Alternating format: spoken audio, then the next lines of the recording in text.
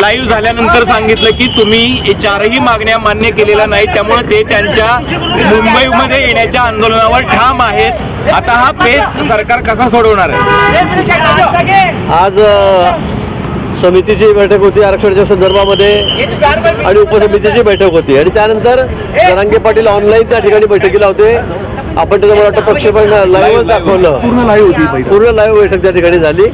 पण मी पुन्हा आपल्याला सांगेल की या ठिकाणी जरांगे पाटलांवर मुंबईला येण्याची वेळ येणारच नाही। 20 तारखेपर्यंत निश्चित पॉझिटिव्ह तोडगा याच्यावर निघेल आणि त्यांना जे अपेक्षित आहे आरक्षण ते त्यांना त्या ठिकाणी मिळेल। परंतु मुंबईला एवढ्या मोठ्या संख्येमध्ये आमचे मराठा बांधव येतील।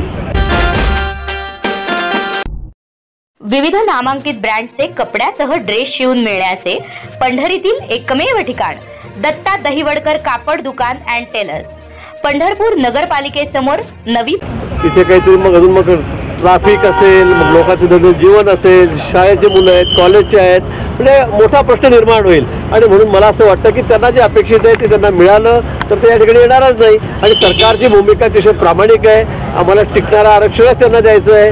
आणि म्हणून या बैठकीतून काय बोललो मी, काय नाही बोललो, तरी सरकार या बाबतीमध्ये अतिशय सकारात्मक आहे। मला वाटतं 20 तारखेच्या आत अतिशय पॉझिटिव्ह तोडगा त्या संदर्भामध्ये निघेल। गुन्हे पण मागे घेतले नाहीत, पहिली गोष्ट गुन्हे मागे घेतले नाही, दुसरी गोष्ट अधिकारी जे आहेत ते नोंदणी तपासत नाहीत असा त्यांचा आरोप आहे। अधिकारी द्वेष भावनेने काम करतात। गेल्या वेळी ज्यावेळेला जरांगे पाटलांना भेटायला गेलो त्यावेळेला SP सुद्धा सोबत होते, कलेक्टरही होते माझ्या अंतरवलीमध्ये आणि त्या ठिकाणी त्यांच्या समोर मी सुद्धा दिलेल्या आहेत। थोडे तांत्रिक अडचण आहे त्यामुळे त्याला वेळ लागतोय हे निश्चित आहे, पण हे ठरलेलं आहे। माननीय गृहमंत्र्यांनी सुद्धा त्या ठिकाणी सांगितलं की अंतरवलीमधले गुन्हे जे आहेत ते आम्ही त्या ठिकाणी मागे घेणार आहोत। आणि म्हणून आजही मुख्यमंत्री महोदयांनी सूचना दिल्या की 169 करून किंवा ज्या पद्धतीने असेल त्या पद्धतीने गुन्हे मागे घ्या, या सूचना आजही दिलेल्या आहेत। मला वाटतं त्यावर काम चाललेलं आहे, पण थोडा त्याला वेळ लागतोय नक्की आहे, म्हणून आम्ही गुन्हे मागे घेत नाही असा याचा अर्थ होत नाही। पण जरांगे पाटील एका प्रकारे सरकारला डिक्टेट करण्याच्या स्थितीत असल्यासारखं दिसतंय। त्यांची भाषा, ते जे काही बोलतायत ते ताठर भूमिका घेत आहेत। ते म्हणतात की असं जर ते म्हणतात तसं झालं नाही तर आंदोलन होणार म्हणजे होणार। सरकारला वेठीस धरण्याचा प्रयत्न आहे। विश्वास नात्यांचा, शुद्ध सौंदर्याचा, सौंदर्य आणि विश्वासाचा संगम, सौभाग्याचा सोनेरी आरसा। राज ज्वेलर्स येथे ब्रँड खरेदी, ब्रँड बक्षिसे, दिवाळी होईल धमाकेदार, लाखोंची बक्षिसे शानदार। सोने व चांदी खरेदी करा, सणाचा आनंद द्विगुणित करा। राज ज्वेलर्स सादर करीत आहे दसरा दिवाळी खास ऑफर। खरेदी करा कुपन आणि जिंका लाख मोलाची बक्षिसे। पहिले बक्षीस बुलेट, दुसरे बक्षीस HF डिलेक्स, तिसरे बक्षीस ॲक्टिवा, चौथे बक्षीस फ्रीज, 5, 6, 7वे बक्षीस आयफोन, इस्त्री 200 नग। सोन्या चांदीच्या दागिन्यांचा भरपूर व्हरायटीज आणि अनेक डिझाईन्स। सर्व दागिने हॉलमार्क 91.6चे मिळतील। HUID हॉलमार्क दागिने उपलब्ध, बेस्ट क्वालिटी, बेस्ट सर्व्हिस। एक वेळ अवश्य भेट द्या। संपर्क Raj jewellers, Savarkar Chowk, Pandharpur. Mobile number 9860032134। मला ठीक आहे, त्यांच्या मागण्या आहेत त्या रेटून धरलेल्या आहेत, त्यांनी जनमत त्यांच्या मागे आहे मोठं, हे खरं आहे।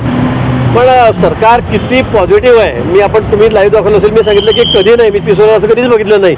इतके आरक्षणासंदर्भामध्ये मोर्चे निघाले, मराठा समाज निघाले, इतर समाज, पण सरकार इतकं सकारात्मक यावेळी आहे आणि इतक्या गतीने काम करतं आहे। सगळी शासकीय यंत्रणा जी आहे ती रात्रंदिवस काम करते। आम्ही मंत्री असून सुद्धा आम्ही दररोज बैठका करतो, एका दिवसावर बैठका करतो, बोलतो, चर्चा करतो। आणि म्हणून मला असं वाटतं की त्यांनी हे समजून घेतलं पाहिजे, सरकारला कुठल्याही परिस्थितीमध्ये आरक्षण द्यायचंच आहे। मुख्यमंत्री महोदयांनी तर केवढं मोठं या ठिकाणी वचन दिलं जनतेला महाराजांच्या समोर। आणि म्हणून मला असं वाटतं की या संदर्भामध्ये सकारात्मक तोडगा निघेल आणि 20 तारखेला जरांगे पाटलांना मुंबईला येण्याचं काम पडणार नाही। हे सगळे सोयरे शब्दाच्या बाबतीमध्ये आम्ही त्या ठिकाणी सांगितलेलं आहे।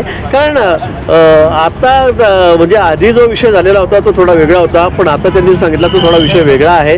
सोयरे म्हटल्यावर आता मुलगी जर आपण सासरवाडीला गेली तर सासरच्या लोकांनाही सर्टिफिकेट द्या असा अर्थ जो गृहीत आहे, अपेक्षित तो होत नाहीये। आता त्यांनी ते मान्य केलेलं आहे।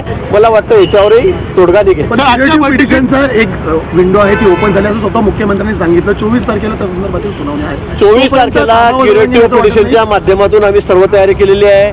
मागासवर्गीय आयोग आहे तो या संदर्भामध्ये रात्रंदिवस काम करतोय। मला वाटतं त्यांचा रिपोर्ट आला, त्यांचा अहवाल आला की अतिशय एका दिवसाचं त्या ठिकाणी सेशन घेऊन, अधिवेशन घेऊन त्यात आम्हाला फक्त कायदा पास करायचा आहे, त्यांना मंजुरी द्यायची आहे। एवढंच आम्हाला त्या ठिकाणी करायचं आहे. आणि म्हणून मला वाटतं की दोन्ही तिन्ही ऑप्शन आमच्या समोर आहेत. एक तर जरांगे पाटील म्हणतात तेही आहे, दुसरं क्युरेटिव्ह पिटिशन आहे, त्याची एक विंडो आपल्यासाठी उघडी झालेली आहे, आणि तिसरं मागासवर्गीय आयोग हाही अतिशय वेगाने काम करतोय. मला वाटतं तिघांपैकी कुठे ना कुठे मार्ग निघेल. शेवटची मुदतवाढ द्यावी असं वाटतं जरांगे यांनी पुन्हा एकदा.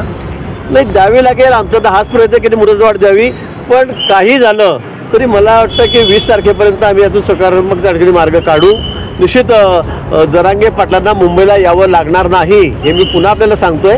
सरकार अतिशय सकारात्मक या बाबतीमध्ये, आणि थोडा वेळ लागला तरी आम्हाला टिकणारं आरक्षण द्यायचं आहे. घाई गर्दीमध्ये करून परत तुम्हाला किती देऊन टाकलं, तुरंत महिना 15 दिवसामध्ये जर ते नाकारलं गेलं तर मग लोकांमध्ये मोठा रोष होईल, नाराजी होईल.